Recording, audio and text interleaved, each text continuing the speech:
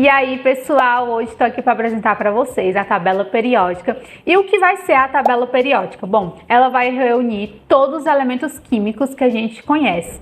E ela surgiu porque a gente teve um cientista que foi Dmitry Mendeleev que percebeu que esses elementos tinham um padrão de comportamento. Então ele fez a tabela periódica para dividir esses elementos químicos. E o mais importante da tabela periódica é que ela vai ser organizada em uma ordem crescente de acordo com o seu número atômico. E olha isso daqui, a tabela periódica ela vai ser organizada em períodos e em famílias.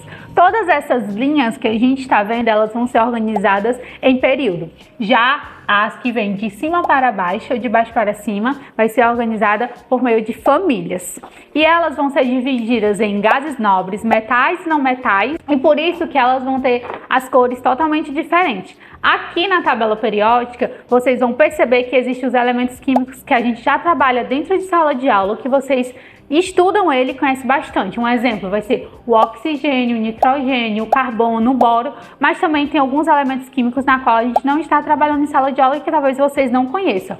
Um deles vai ser o hérbio, o túlio, moscovim, e isso é o interessante da tabela periódica, vai reunir todos os elementos químicos, os que a gente estuda dentro de sala de aula e alguns que vocês não conhecem. O porquê que importa os elementos estarem emparelhados na mesma família? Isso importa porque caracteriza que eles vão ter os mesmos números de átomos parecidos, por isso que eles são divididos de acordo com as famílias e as colunas. Gente, dentro dessas famílias eles vão estar juntos porque existe elemento que vai reagir mais rápido do que outros elementos.